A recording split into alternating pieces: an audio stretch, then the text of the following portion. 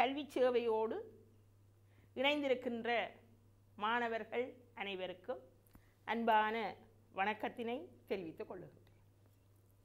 மாணவர்களே, இன்று நாங்கள் தரம் 12ற்கான தமிழ் பாடத்திலே தேம்பாவணி என்னும் காவியத்தின் தொடர்ச்சியினை பார்ப்பதற்கு இருக்கின்றோம். தேம்பாவணியிலே முதலாவது காண்டத்தின் 11வது படலமாக விளங்குகின்ற காட்சி படலம், அதிலே 34 பாடல்கள் உங்களுடைய பாடத்திட்டத்திலே சேர்க்கப்பட்டிருக்கின்றன. வீரமாமுனிவரால் எழுதப்பட்டது இந்த காவியம். இயேசுவினுடைய வளர்ப்பு தந்தையாகிய சூசையப்பரினுடைய வரலாற்றினையும் பெருமையினையும் கூறுவதற்காக எழுந்தது. இதிலே இயேசுவினுடைய பெருமைகளும் எடுத்து காட்டப்பட்டிருக்கின்றன. அன்னை மரியாளினுடைய பெருமைகள் எடுத்து காட்டப்பட்டிருக்கின்றன. இந்த காட்சி படலத்திலே இறைவன் மனிதனாக இறைவனுடைய அருளால் மரியாளினுடைய திருவயிற்றிலே கருத்தரிக்கின்றான். குழந்தையாக மாட்டுத் தொழுவத்திலே பிறக்கின்றான். இது தொடர்பான செய்தி இடையர்களுக்கு அறிவிக்கப்படுகின்றது. இடையர்கள் வந்து இயேசுபாலனை வணங்குகின்றார்கள். இயேசுபாலன் அவர்களுக்கு அருள் வழங்குகின்றான். அன்னை மரியாள் சூசையப்பர் மிகுந்த மகிழ்ச்சியினால் இந்த இடையர்களுடைய பக்திமையை கண்டு இனிமையான வார்த்தைகளை அவர்களிடம் பேசுகின்றார்கள். இவ்வாறு அவர்கள் பேரின்ப பெருங்கடலிலே மூழ்கி தவிக்கின்றார்கள். இந்த நிலையிலே சாந்தி என்கின்ற ஒரு இடைச்சி, கொஞ்சம் தட்டுணிப்புடையவள், இந்த குழந்தை இயேசுவினுடைய பரிதாபத்துக்குரிய தோற்றத்தினை கண்டு அவளுக்கு பல சந்தேகங்கள் ஐயங்கள் உள்ளத்திலே எழுகின்றது என பார்த்தோம். அந்த ஐயங்களை அவள் அன்னை மரியாளிடம் வினாக்களாக கேட்கின்றாள். ஆண்டவரை பற்றி எவ்வாறு தான் வினாக்களை கேட்பது என்று அவள் அஞ்சவில்லை. நான் இடைச்சி என்பதனால் என்னுடைய வார்த்தைகளை கேட்டு நீ கோபித்து விலக்காது கருணையோடு இதற்கு பதில் கூறுவாயாக என சாந்தி என்கின்ற இடைச்சி மரியாளிடம் 4 வினாக்களை தொடுக்கின்றாள் என பார்த்தோம். மாணவர்களே, அந்த 4 வினாக்களையும் கொஞ்சம் ஞாபகப்படுத்தி பாருங்கள், முன்னறிவை மீட்டு பாருங்கள். சாந்தி என்ன வினாக்களை கேட்கின்றாள்? விண்ணுலகத்திலே உள்ள இறைவன் இந்த மண்ணுலகம் துன்பம் தரும் என்பதை அறிந்தும் ஏன் மண்ணுலகத்திலே மனிதனாக பிறந்தார் என்பது அவளுடைய முதலாவது வினாவாக அமைகிறது. இந்த மண்ணுலகத்திலே பிறந்ததற்கு என்ன காரணம்? இரண்டாவது என்ன கேட்கிறாள்? பிறந்ததுதான் பிறந்தார், மன்னனாக பிறந்திருக்கலாம். ஒரு மன்னனுக்குரிய வேட்படை, வாழ்படை, விற்படை, சக்கராயுதம் போன்ற ஆயுதங்களும் அந்த படைக்கலங்களினால் பகைவரை வெற்றி கொள்ளுகின்ற காலாட்படை வீரர்கள், வீரவெஞ்சேனை, வீரம் மிக்க கொடிய படை இவரிடத்திலே இல்லாமல் போனது ஏன் என கேட்கின்றார். இரண்டாவது வினா. மூன்றாவது என்ன கேட்கிறார்? சரி, படைகள் தான் வேண்டாம், மணிகள் பதிக்கப்பெற்ற கோபுர உச்சியால் ஆகாயத்தையும் தாண்டி நிற்கின்ற உயர்ந்த மாட மாளிகைகள், மன்னர்கள் அணியக்கூடிய தூய்மையான பொன்னாலே செய்யப்பட்டு சுற்றிலும் நவரத்தினங்களால் இழைக்கப்பட்ட அந்த அணிகலன்கள், இந்த உலகத்தை ஆளுகின்ற மன்னர்கள் எத்தனையோ செல்வங்களை அனுபவிக்கிறார்களே, அவற்றுள் ஒன்று கூட இவரிடத்திலே இல்லாமல் போனது ஏன்? மன்னனுக்குரிய செல்வங்களாகிய மாட மாளிகைகள், கோட கோபுரங்கள், அணிகலன்கள், ஏனைய செல்வங்களில் ஒன்று கூட இவருக்கு இல்லாமல் போனது ஏன் என்பது அவளுடைய மூன்றாவது வினாவாக பார்த்தோம். நான்காவது வினாவாக கேட்கிறாள், இல்லதே இல்லை, ஒன்றும் வேண்டாம், குடியிருப்பதற்கான ஒரு வீடு கூட இல்லாமல் இந்த மாட்டு தொழுவத்திலே வந்து பிறந்தது. சரி, பிறந்ததுதான் பிறந்தார். மனிதர்களை பாவங்களில் இருந்து மீட்டு சுவர்க்கத்திற்கு வழிகாட்ட பிறந்தார் என்று சொன்னால் ஏன் தன்னுடைய உருவத்தை மறைத்து கொண்டு வந்திருக்க வேண்டும்? வல்லமை உள்ள பகைவர்களை எல்லாம் வென்று ஒழிக்கக்கூடிய வானுலக உருவத்திலேயே, தேவனுக்குரிய உருவத்திலேயே பிறந்திருக்கலாமே. தன்னுடைய உருவத்தை மறைத்து கொண்டு வந்தது நல்லதாகுமா என்ற 4 வினாக்கள் சாந்தியினால் மரியாளிடம் வினாவப்படுகின்றது என்பதனை பார்த்தோம் மாணவர்களே. 25வது பாடலிலே பார்த்தோம், இந்த சாந்தியினுடைய வார்த்தைகளை கேட்ட மரியாள், எல்லோருக்கும் தந்தையாகிய ஆண்டவன் மண்ணுலகத்திலே வந்து மனிதனாக அவதரித்த தன்மை, அவருடைய கருணை உள்ளம், அருள் வழங்கிய அந்த சிறப்பு, இதையெல்லாம் தன்னுடைய உணர்வோடு பொருத்தி பார்க்கின்றாள் மரியாள். இறைவனுடைய கருணை உள்ளம், அதை நினைந்து அவளுடைய கண்கள் கண்ணீரை சொரிகின்றது. மின்னொளி நீங்காத மரியாளனுடைய கண்கள் கண்ணீரை வடிக்கின்றது. அந்த கண்ணீரோடு பேசத் தொடங்குகின்றாள். சாந்திக்கு பதிலளிக்க தொடங்குகின்றாள். சாந்தி கேட்ட கேள்விகள் அவளுடைய ஐயப்பாடுகளை தீர்த்து வைக்க வேண்டும். இதற்காக மரியாள் பதிலளிக்க தொடங்குகிறாள் என்பதை 25வது பாடலிலே பார்த்தோம் மாணவர்களே. இப்பொழுது நாங்கள் பார்ப்போம் மரியாள் என்ன பதிலை கூறுகின்றாள். சாந்தியினுடைய ஐயப்பாடுகளுக்கு மரியாள் கூறுகின்ற பதில் என்ன? அது பொருத்தமாக அமைந்திருக்கின்றதா? அதனால் சாந்தியினுடைய ஐயப்பாடுகள் தீர்ந்ததா என்பதை அடுத்து வருகின்ற பாடல்களின் ஊடாக பார்க்கலாம். இப்பொழுது மாணவர்களே 26வது பாடலுக்கு செல்வோம். வாருங்கள். இந்த 26வது பாடலில் இருந்து அன்னை மரியாள் சாந்தி என்னும் இறைச்சியினுடைய ஐயப்பாடுகளுக்கு, அவள் கேட்ட வினாக்களுக்கு கூறுகின்ற பதில் அமைந்திருக்கின்றது. இது மரியாளினுடைய வார்த்தைகள். மரியாள் பேச தொடங்குகிறாள் என்பதை கண்களில் இருந்து கண்ணீரை வடித்துக் கொண்டு மரியாள் பேச தொடங்குகின்றாள் என்பதை பார்த்தோம். இதிலிருந்து அவளுடைய பதில் அமைகின்றது. அம்பினால் அபயர் செய்யும் அத்துணை, அம்பினால் அபயர் செய்யும் அத்துணை நம்பினார் தனி நற்செய்கை ஈடிலார். நம்பினார் தனி நற்செய்கை ஈடிலார். கொம்பில் ஏறும் இடை துவளும் கொடி, கொம்பில் ஏறும் இடை துவளும் கொடி. எம்பிரான் வலிக்கு இத்துணை வேண்டுமா?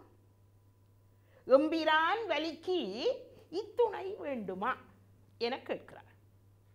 அதாவது இறைவனுடைய சர்வ வல்லமையினை மரியாள் காட்டுகின்றார். சாந்தி என்ன கேட்டால், இவருக்கு ஏன் படைக்கலங்கள் இல்லை? கொல்லுகின்ற வேட்படை இல்லை, கூர்மையான நீண்ட வாட்படை இல்லை, அம்பு பூட்டிய விற்படை இல்லை, சக்கராயுதம் இல்லை. இந்த படைக்கலங்களை எல்லாம் கொண்டு பகை முடித்து வெற்றியை பெற்று தரக்கூடிய காலாட்படை வீரவன் சேனை இல்லை என சாந்தி கேட்டால் அல்லவா? அதற்கு அந்த வினாவிற்கு அளிக்கின்ற பதிலாக இது அமைந்திருக்கின்றது. இறைவன் சர்வ வல்லமையும் உடையவன். அவன் நினைத்தால் தனித்து நின்று அவனால் பகை முடிக்க முடியாதா?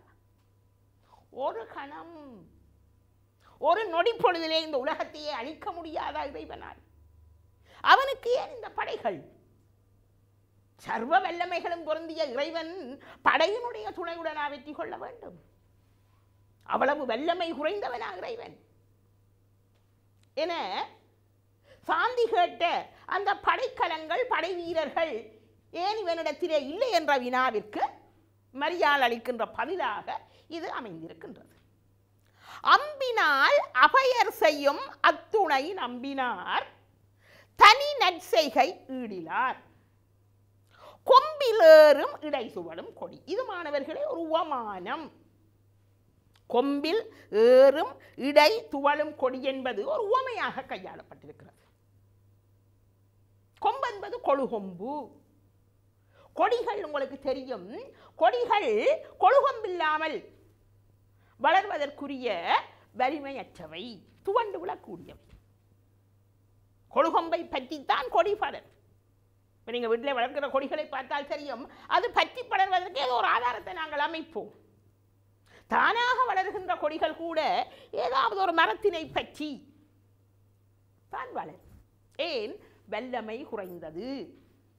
தனித்து நின்று வளரக்கூடிய, யாதேனும் ஆதாரமின்றி தனித்து நின்று வளரக்கூடிய வல்லமையற்றது கொடிகள். அதைத்தான் இங்கே கூறுகின்றாள் மரியாள். கொம்பில் ஏறும் இடை துவளும் கொடி. கொழுகொம்பை பற்றி வளரக்கூடியது, இடையிலே துவண்டு விழக்கூடிய வல்லமையற்ற கொடிகள். இடையிலே துவண்டு விழக்கூடிய வல்லமை இல்லாத கொடிகளே கொழுகொம்பொன்றை பற்றி, கொழுகொம்பை ஆதாரமாக கொண்டு வளரக்கூடியது. அது உவமானம். அதே போன்று உவமேயம் என்ன? தனி நற்செய்கை ஈடிலார் அம்பினால் அபயர் செய்யும் அத்துணை நம்பினார். தனி நற்செய்கை ஈடிலார், தனித்து நின்று பகைவர்களை வெல்லக்கூடிய, கொன்று ஒழிக்கக்கூடிய அத்துணை வல்லமை இல்லாதவர்கள் தான்.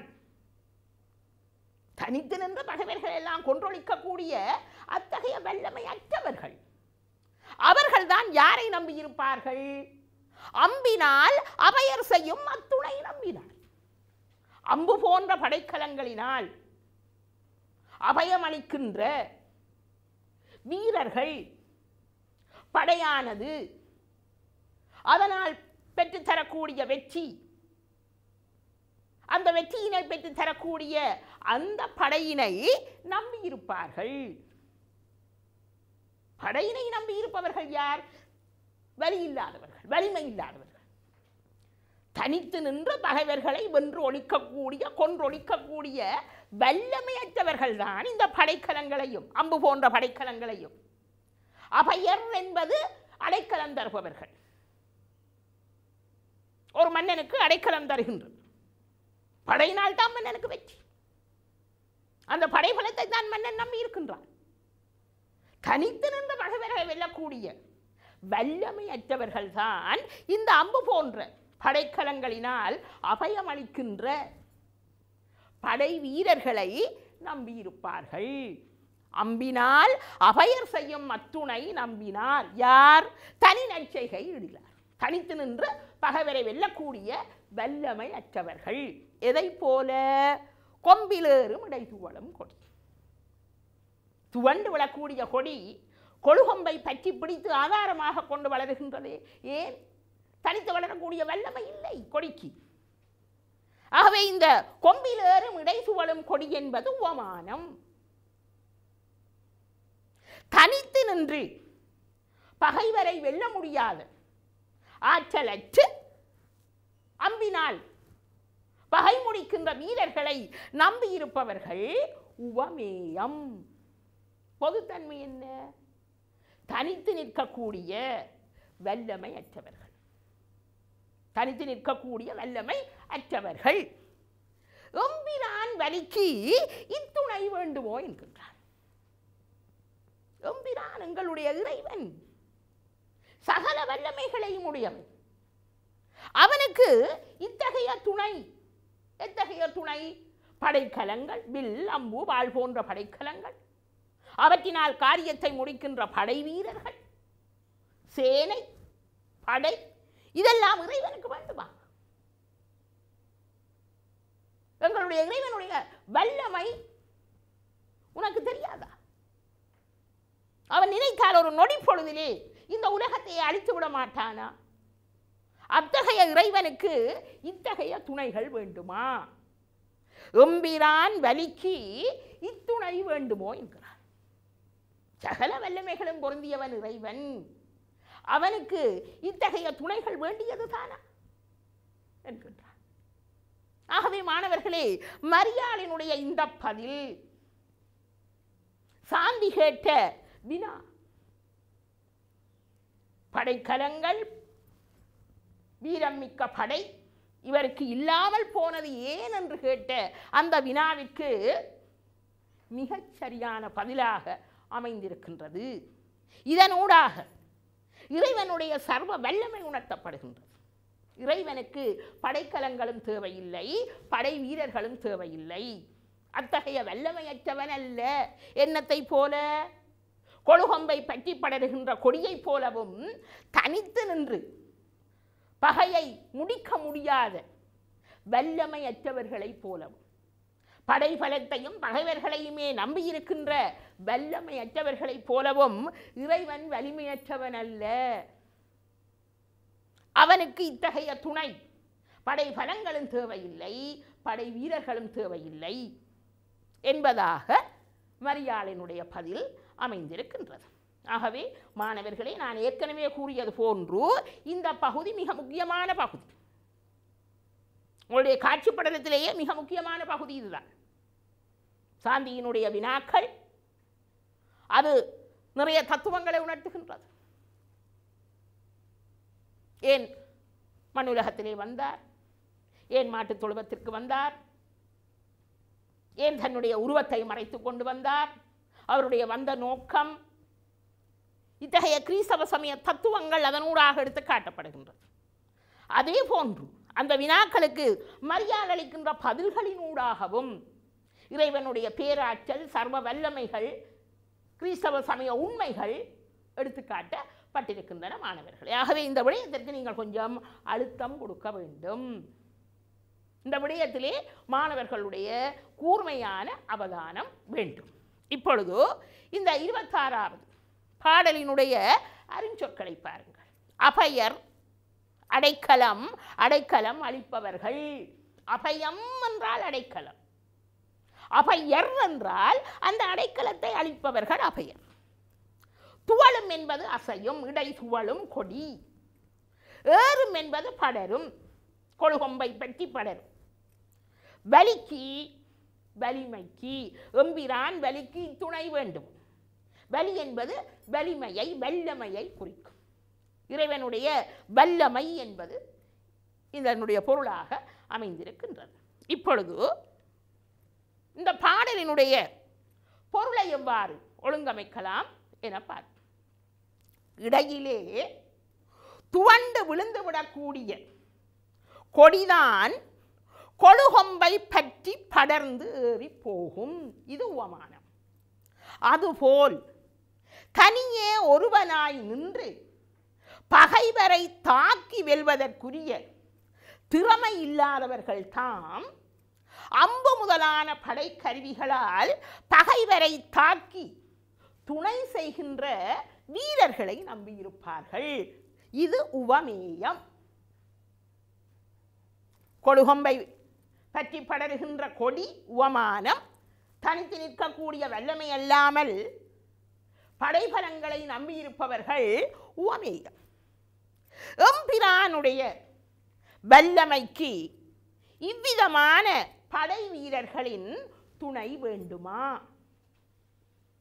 என மரியாள் சாந்தியிடமே திரும்ப கேட்கின்றார்.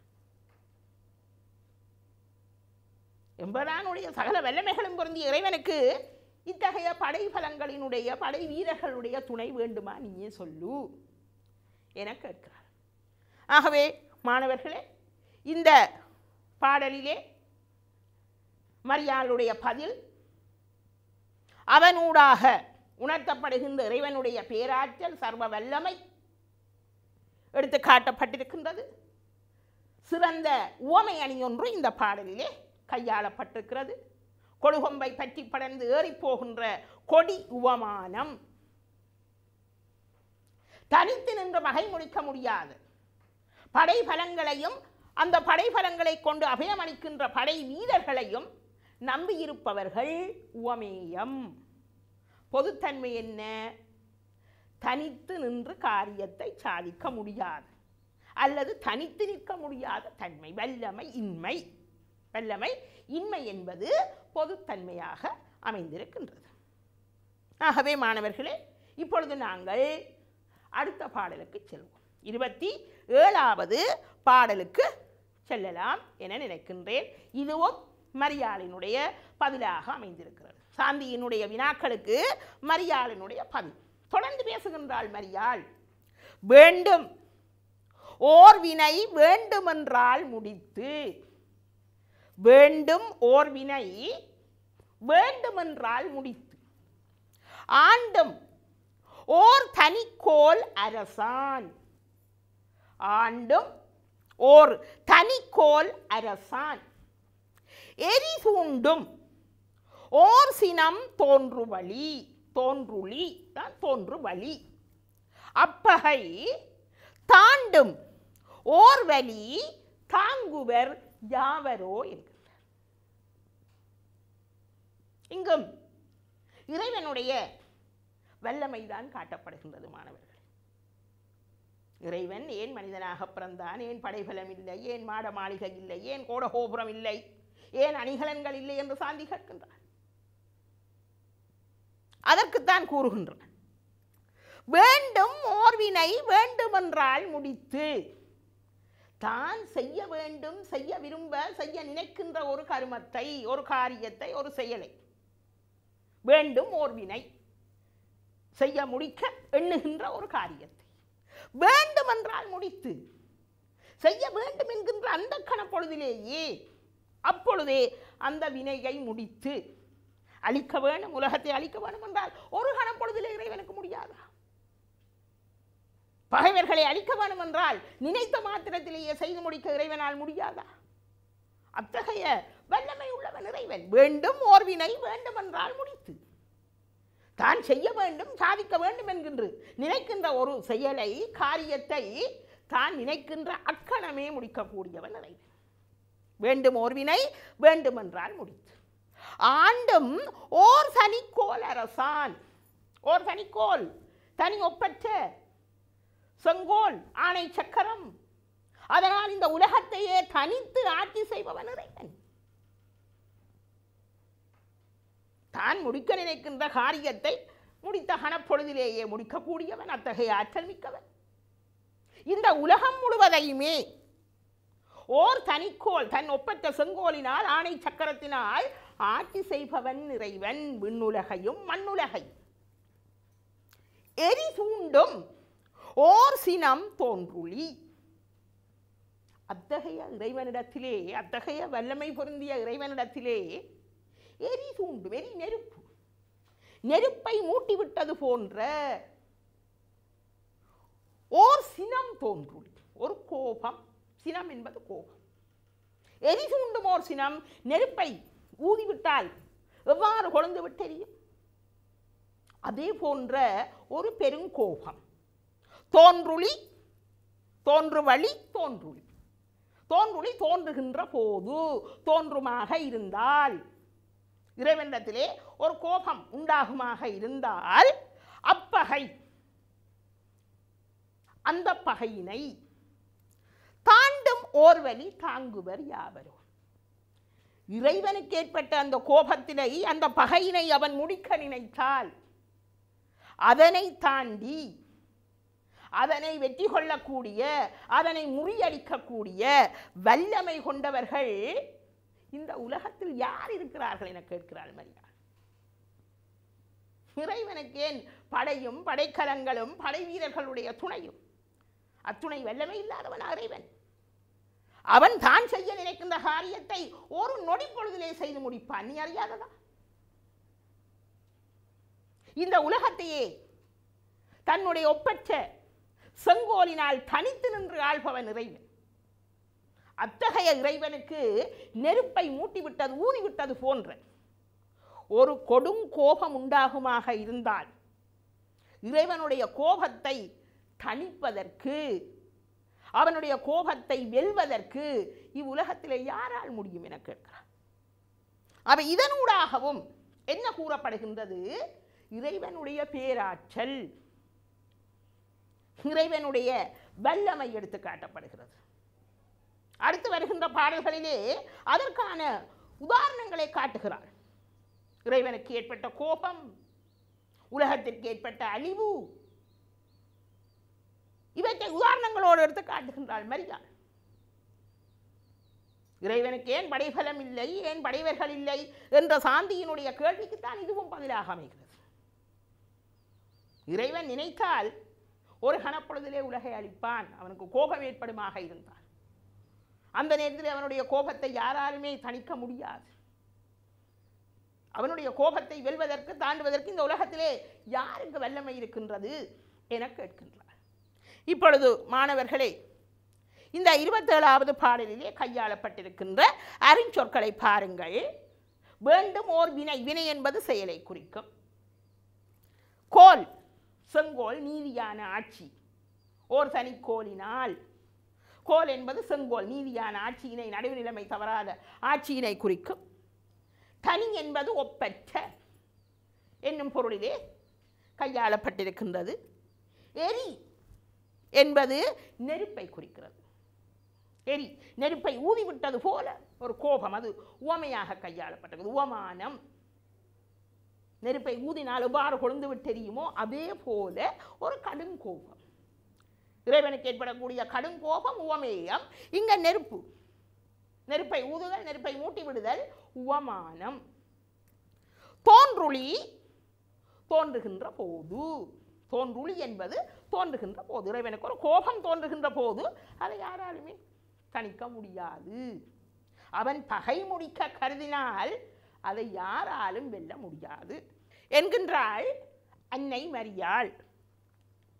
அடுத்ததாக மாணவர்களே, இந்த பாடலினுடைய பொருளை பார்ப்போமாக இருந்தால், தான் செய்ய விரும்பும் ஒரு செயலை நினைத்த மாத்திரத்திலே செய்து முடித்து ஒரு தனி செங்கோலினால், ஒப்பற்ற செங்கோலினால் இவ்வுலகங்களை எல்லாம் ஆளும் அரசனாகிய ஆண்டவனிடம் நெருப்பை மூட்டிவிட்டது போல் கோபம் தோன்றும் போது அந்த பகையினை முறியடிக்கக்கூடிய வல்லமை கொண்டவர்கள் இவ்வுலகில் யார் இருக்கின்றார்கள், உளரோ என அதையும் வினாவாக கேட்கின்றார். அப்ப இந்த வினாவிலே நிச்சயமான ஒரு விடை இருக்கிறது. இல்லை, யாருமே இல்லை என்பது நிச்சயமான வினாவாக, நிச்சயமான ஒரு விடையாக இந்த வினாவிலே அமைந்திருக்கின்றது. இப்பொழுது மாணவர்களே, அடுத்த பாடலுக்கு செல்வோம். 28வது பாடல். இதுவும் அன்னை மரியாளினுடைய பதிலாகத்தான் அமைந்திருக்கின்றது. சாந்தியினுடைய வினாவிற்கு அவள் அளிக்கின்ற பதில். இந்த பதிலிலே இறைவனுக்கு ஏற்பட்ட கோபம், அதனால் விளைந்த அவலம் என்பவற்றை உதாரணத்துடன் எடுத்து காட்டியிருக்கிறார். யாவரும் கடிது அஞ்சலோடு எஞ்சுவான், மீவரும் துளி மேதினி மொய்த்ததும். யாவரும் கடிது அஞ்சலோடு எஞ்சுவான், மீவரும் துளி மேதினி மொய்த்ததும். தீவரும் துளி ஐம்புறம் தீந்ததும், தூவரும் பலவும் தொகை சொற்றவா. சொல்லவா? இதெல்லாம் சொல்லவா? யாவரும் கடிது அஞ்சலோடு எஞ்சுவான். யாவரும் இந்த உலகத்தில் உள்ள மக்கள் எல்லாம் கடிது அஞ்சல் மிகவும் பயப்படும்படியாக மிகுந்த பயத்தோடு இறந்து ஒளியுமாறு எஞ்சுவான் இறந்து ஒளியுமாறு. இந்த உலகத்தில் உள்ள மக்கள் எல்லாம் மிகுந்த பயத்தோடு மரண பயத்தோடு, எது மிகுதியான இந்த உலகத்திலேயே மிகுதியான பயம் எது? மரண பயம். நாங்கள் சாகப் போகின்றோம் என்ற அந்த உணர்வுதான் இந்த உலகத்திலேயே மிக கூடிய பயம் மாணவர்களே. அத்தகைய பயத்தோடு நாங்கள் சாகப் போகிறோம் என்பது தெரிந்து மரணமங்களை நெருங்கிவிட்டது, மரணமங்களை சூழ்ந்து விட்டது என்பதை நிச்சயமாக தெரிந்து மீவரும் துளி மேதினி மொய்த்தது. எப்பொழுது? ஊழிக்காலம். ஊழிக்காலம். எது ஊழிக்காலம்? உலக முடிவு காலம், யுக முடிவு காலம். யுக முடிவிலே பஞ்சபூதங்களால் ஆகிய இந்த உலகம் பஞ்சபூதங்களாலே அழிந்து ஒளியும் என்பதுதான் நியதி. நீர், நிலம், தீ, காற்று, ஆகாயம், பஞ்சபூதங்கள், ஐம்பெரும் பூதங்கள். அதனால தான் இந்த உலகம் ஆக்கப்பட்டிருக்கிறது. ஊழிக்காலத்திலே இந்த பஞ்சபூதங்களாலேயே இந்த உலகம் அழியும். வெள்ளம் உலகை மூடும். இப்பொழுது நாங்கள் பார்க்கிறோம், வெள்ளம் ஆங்காங்கு அவ்வப்போது ஒரு சில உயிர்களை பறிகொள்கின்றது, ஒரு சில இடங்களை சூழ்ந்து கொள்கிறது, மூடிக்கொள்கின்றது. அந்த சிறிய அழிவையே எங்களால் தாங்க முடியவில்லை. ஆனால் ஊழிக்காலத்திலே பெருமழை பொழிந்து பெரிய வெள்ளம் இந்த உலகத்தையே மூழ்கும், இந்த உலகத்தையே மூடிவிடும். அதைத்தான் இங்கு கூறுகின்றாள் மரியாள். மீவரும் துளி மேதினி மொய்த்தது. மீவரும் துளி, பெருகிய பெருவெள்ளம், துளி வெள்ளம், மேதினி இந்த உலகத்தை மொய்த்தது, சூழ்ந்து கொண்டது, மூடியது. பெருகிய பெரு வெள்ளத்தினால் இந்த உலகம் அழிந்தது, வெள்ளம் உலகத்தை மூடியது. நீரினால் அழிவு, பஞ்சபூதங்களில் ஒன்றான நீரினால் ஏற்பட்ட அழிவு. அத்தகைய ஊழிக்காலத்திலே யாவரும் கடிது அஞ்சலோடு எஞ்சுவான். எல்லோருமே மிகுந்த பயத்தோடு, மரண பயத்தோடு இறந்து ஒளியுமாறு வெள்ளம் உலகத்தை மூடியதை நீ அறியவில்லையா என்கின்றாள் மரியாள். சாந்தியிடம் கேட்கின்றாள். தீவரும் துளி ஐம்புறம் தீந்தது. 5 நகரங்களை அக்கினி மழை பொழிந்து வானத்தில் இருந்து அளித்த செய்தியை நீ அறியவில்லையா என்கின்றார். இந்த விவிலியத்திலே ஒரு செய்தி கூறப்படுகின்றது. ஜோர்தான் ஆற்றங்கரை, அந்த ஆற்றங்கரையிலே இருக்கின்ற 2 நகரங்கள், சோதோம் கொமரோ. சோதோம் கொமரோ ஆகிய நகரங்கள் இங்கே பாவங்கள் மலிந்து கிடந்தன. ஓரினச் சேர்க்கை, அது போன்ற பல பாவங்கள். அப்பொழுது ஆபிரகாம் என்பவன் கர்த்தரை நோக்கி கேட்கின்றான். கர்த்தரே, இந்த நகரங்களை நீர் அழிப்பீரா? பாவங்கள் மலிந்து கிடக்கின்றதே. மக்கள் தங்களை அறியாமல் மிகப்பெரிய பாவங்களை செய்து கொண்டிருக்கிறார்களே. 50 நீதிமான்கள் இந்த நகரத்திலே இருந்தால் நீர் அழிப்பீரா என ஆபிரகாம் கேட்கிறான் கர்த்தரை நோக்கி. இல்லை. படிப்படியாக ஆபிரகாம் குறைத்துக் கொண்டு வருகின்றான். கடைசியாக ஒரு நீதிமான் இருந்தால் அழிப்பீரா என கேட்கிறார். கர்த்தர் இல்லை என பதிலளிக்கின்றார். ஒரு நீதிமான் கூட இருந்தாலும் அழிக்க முடியாது. அவ்வாறான நேரத்திலே சோதோம் நகரிலே இறை தூதர்கள் 2 லோர்த்து என்பவன் தன்னுடைய வீட்டிலே வரவேற்று உபசரிக்கின்றான். சோதோம் நகரத்திலே 2 இறை தூதர்கள், இறைவனுடைய தூதுவர்களை லோர்த்து என்பவன் தன்னுடைய இல்லத்திற்கு அழைத்து வரவேற்று உபசரிக்கின்றான். இதனை அந்த பாவங்களிலே மூழ்கி இருக்கின்ற மக்கள் அறிகின்றார்கள். அந்த லோர்த்து என்பவனுடைய வீட்டை முற்றுகையிடுகின்றார்கள். ஏன்? இறை தூதர்களை அவர் உபசரிக்கின்றான், என்ன பாவம் செய்கின்றான் பாவிகளுக்கு நன்மையான செயல்கள் பாவங்களாக தெரியும்.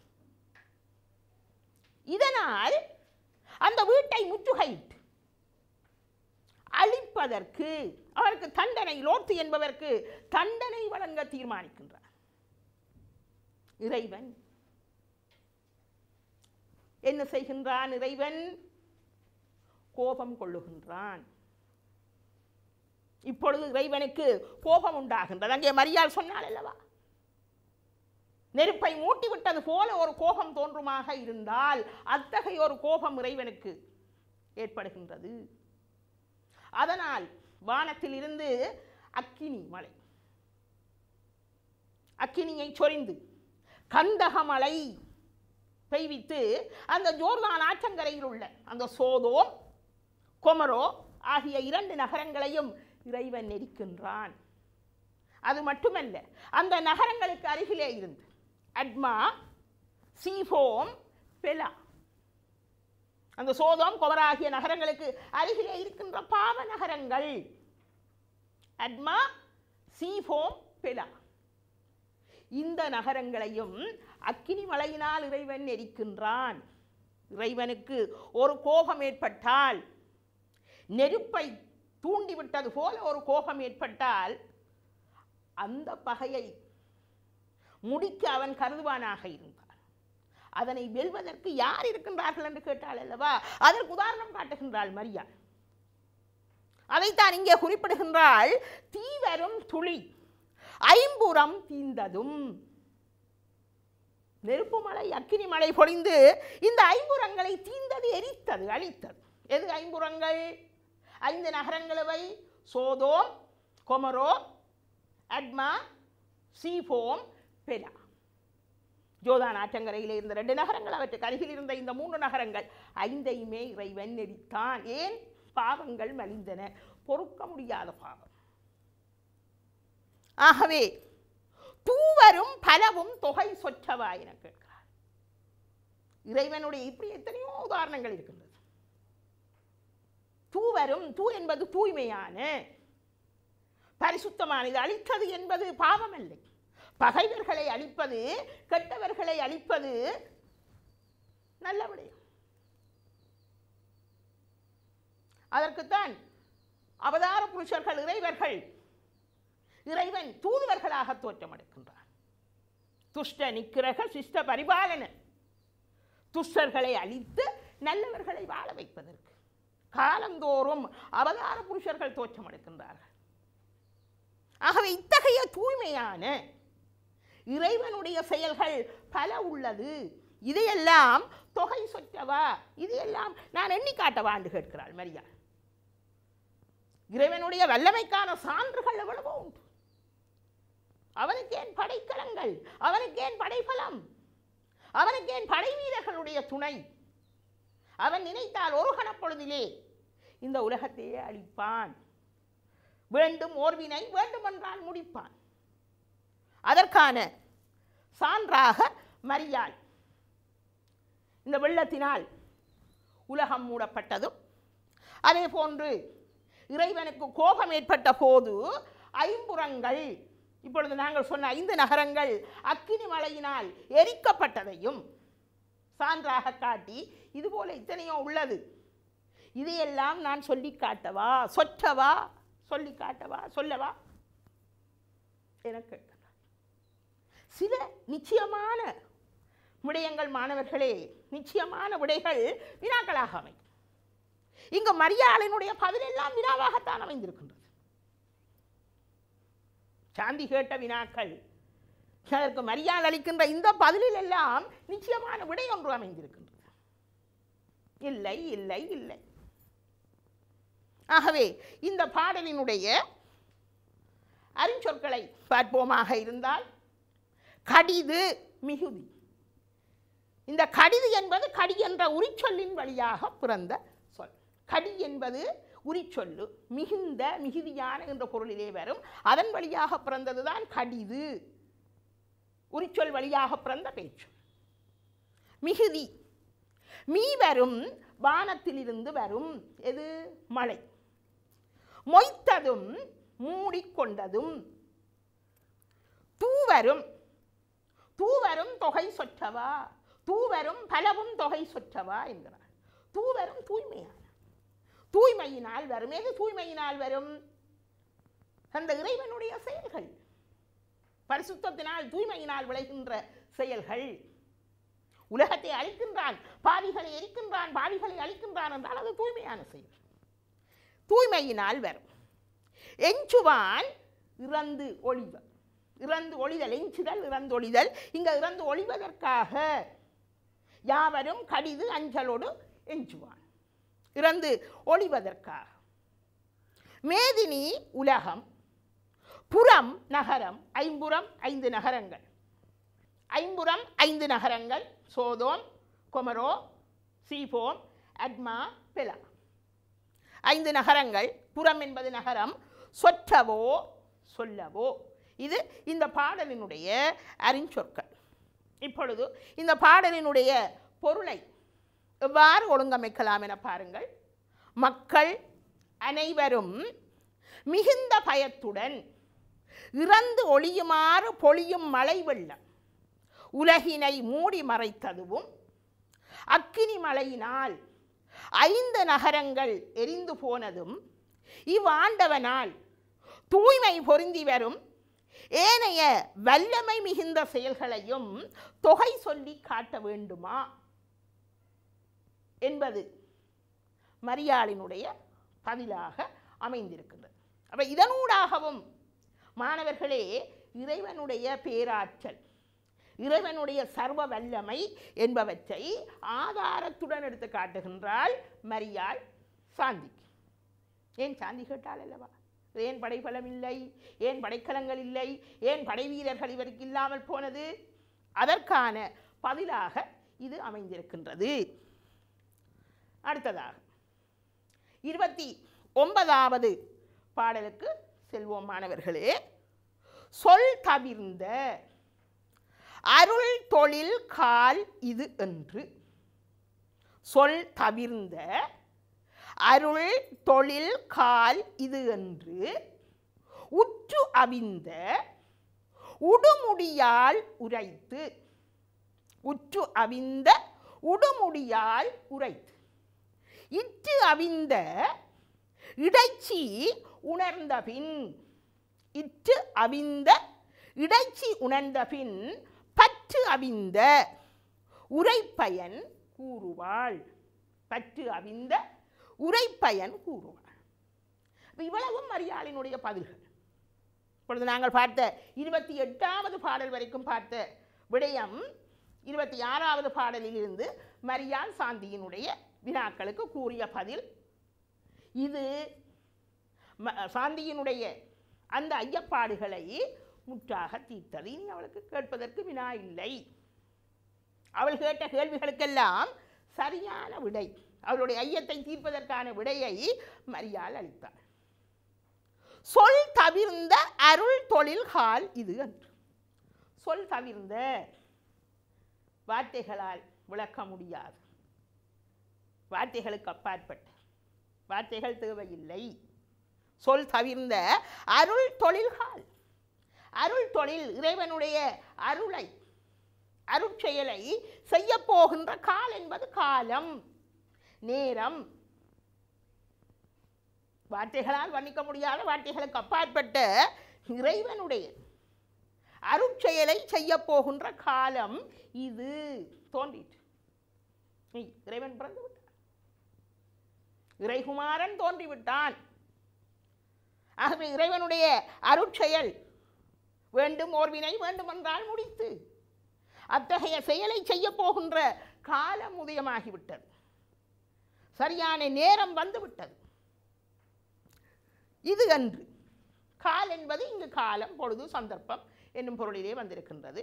இது அன்று உற்று அவிந்த உடுமுடியால் உரைத்து. எல்லாத்தையும் முற்றாக உணர்ந்தவளாகிய உடுமுடியாள். உடு என்பது நட்சத்திரம். நட்சத்திரத்தினை தன்னுடைய தலையிலே, முடியிலே தரித்தவளாகிய, அதுவும் காப்பிய இலக்கணம். காவியத்திற்குரிய தமிழ் காவியத்திற்குரிய மரபிலே இந்த வர்ணனைகளை அமைத்திருக்கிறார் வீரமாமுனிவர். மரியாளினுடைய பெருமை, அவளுடைய பிரகாசம், அவளுடைய மேன்மை, ஏன் இறைகுமாரனை தாங்கியவள் அல்லவா, இறைகுமாரனுடைய தாய் அல்லவா. அப்ப அவளுடைய பெருமையினை காட்டுவதற்காக வீரமாமுனிவர் கையாளுகின்றார். உடுமுடியாள், நட்சத்திரங்களை தலையிலே அணிந்தவள், மகுடம், இறைகுமாரனை பெற்றெடுத்த தாயின் மகுடம். அந்த உடுமுடியால் உரைக்க இட்டு அவிந்த இடைச்சி உணர்ந்தது. இதையெல்லாம் நன்றாக கேட்டு இட்டு அவிந்த தன்னுடைய சந்தேகங்களை எல்லாம் தீர்த்து கொண்ட இடைச்சி, யார் இடைச்சி? சாந்தி. உணர்ந்த பின் தன்னுடைய ஐயப்பாடுகளை எல்லாம் நன்றாக தீர்த்து கொண்ட பிறகு இந்த மரியாளினுடைய பதிலை கேட்டு அவளுக்கு இனி ஐயமில்லை. இறைவனுக்கு படையும் தேவையில்லை, படை பலமும் தேவையில்லை, படை வீரர்களுடைய துணையும் தேவையில்லை. ஏன் சர்வ வல்லமை உள்ளவன் இறைவன். தன்னுடைய ஐயப்பாடுகளை நன்றாக தீர்த்த பிறகும் பற்று அவிந்த உரைப்பயன் கூறுவாள்.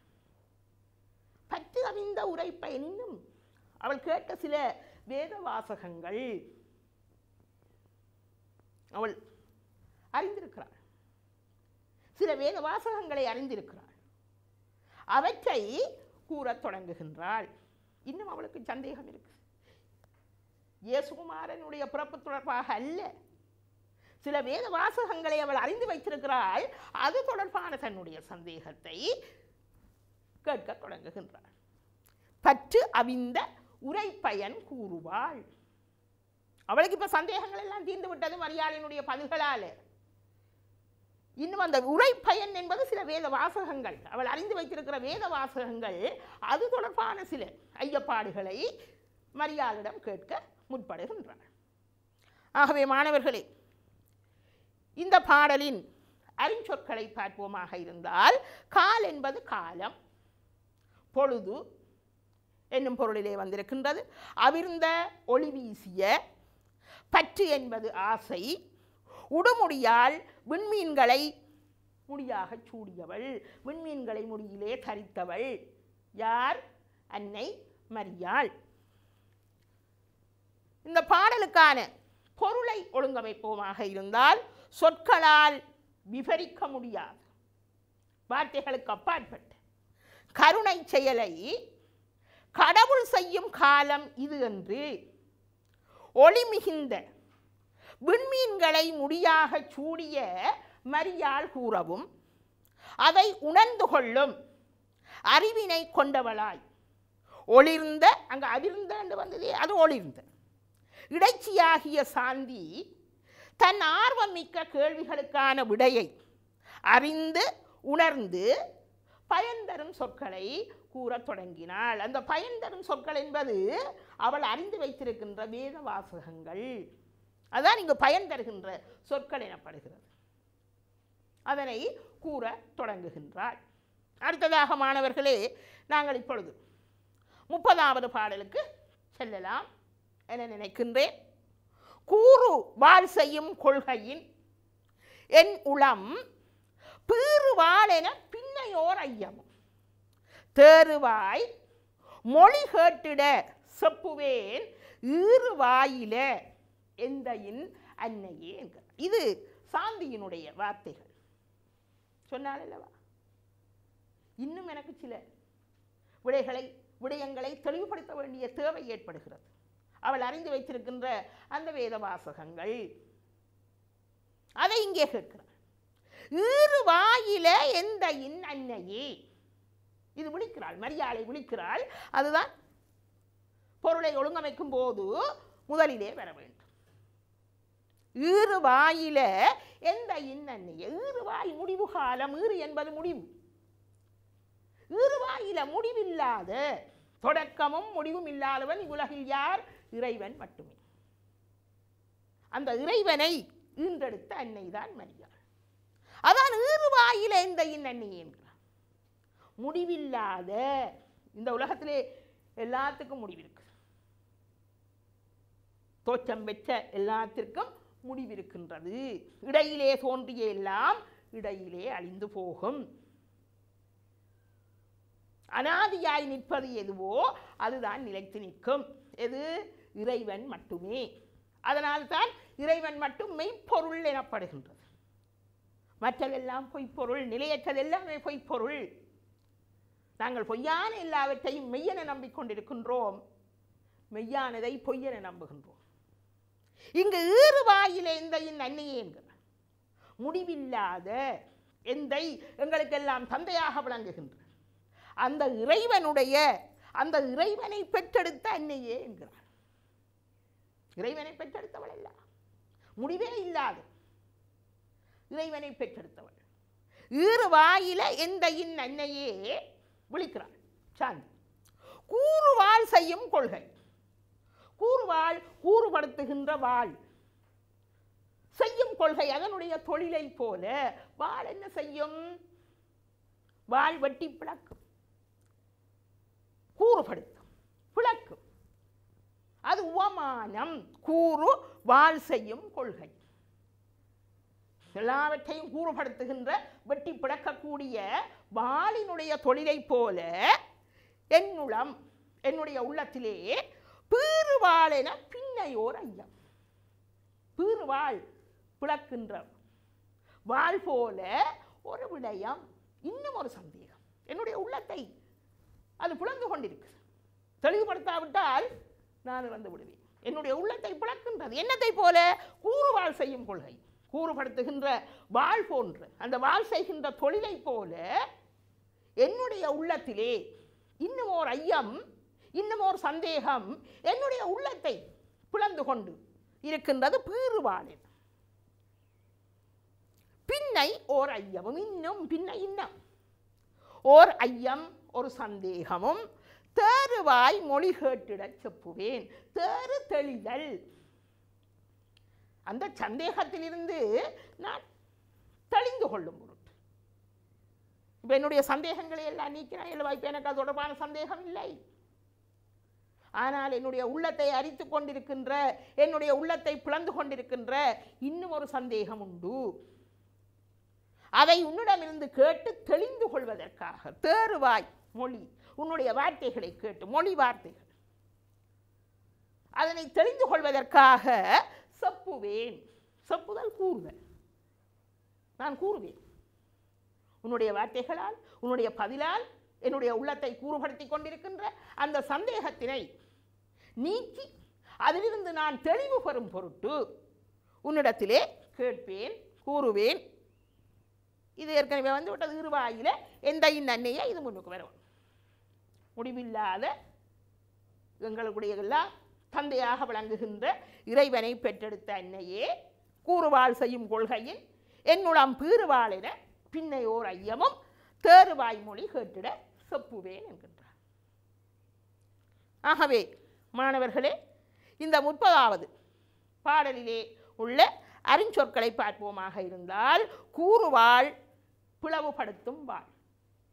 நான் பட்டி பிளக்குதல்ல வாழ். இந்த வழி வளத்தை வெட்டினா உடம்பு 2 குண்டாக பறக்கும். கூறுவாள் பீறு கிழிக்கும், என்னுடைய உள்ளத்தை கிழித்து கொண்டிருக்கின்ற வாழ் போல ஒரு ஐயம். தேறு தெளிவான, ஈறுவாய் முடிவு காலம். ஈறுவாயில இந்த அன்னை முடிவு காலம் இல்லாத இறைவனை பெற்றெடுத்த, முடிவே இல்லை இறைவனுக்கு, அவனை பெற்றெடுத்த அன்னைய. ஈறுவாய் என்பது முடிவு காலம். இப்பொழுது இந்த பாடலினுடைய பொருளை பார்ப்போமாக இருந்தால், முடிவு காலம் இல்லாத நம் தந்தையாகிய ஆண்டவனின் தாயே, கூறுபடுத்தும் கொலைவாளின் குணத்தை போல என் உள்ளத்தை கிழிக்கும் வாழ் போல் மீண்டும் ஒரு சந்தேகமும் எழுகின்றது. அது தெளிவு பெற வேண்டி, அந்த சந்தேகத்தில் இருந்து தெளிவு பெற வேண்டி உன் வாய்மொழியை கேட்டு அறியுமாறு இதனை கூறுகின்றேன். என்னுடைய சந்தேகத்தினை கேட்கின்றேன், அதற்கான சரியான பதிலை அளித்து என்னுடைய சந்தேகத்தினை தீர்த்து கொள்ள வேண்டுகின்றேன் என்கின்றார். ஆகவே மாணவர்களே, இந்த பகுதி சாந்தியினுடைய வினாக்கள், அவளுக்கு ஏற்பட்ட ஐயப்பாடுகள், அதற்கு மரியாள் கூறுகின்ற பதில், அந்த மரியாளினுடைய பதிலினால் சாந்தியினுடைய சந்தேகம் தீர்க்கப்படுகின்றது. அவள் பின்பும் தன்னுடைய உள்ளத்தை கூறுபடுத்துகின்ற இந்த சில வேத வாசகங்களினுடைய பொருளை கேட்க விளைகின்றாள் என்பதனை நாங்கள் பார்த்தோம். ஆகவே இன்று நாங்கள் பார்த்த இந்த பாடல்களிலே கூறப்படுகின்ற பிரதான கருத்துக்கள், கையாளப்பட்டிருக்கின்ற அணிகள், பாடலினுடைய பொருள் ஒழுங்கமைப்பு யாவும் மாணவர்களுக்கு நன்கு விளங்கியிருக்கும். இது தொடர்பான தெளிவான விளக்கம் ஒன்றை மாணவர்கள் பெற்றிருப்பீர்கள் என்னும் நம்பிக்கையோடு உங்களிடமிருந்து விடைபெறுகின்றேன். நன்றி, வணக்கம்.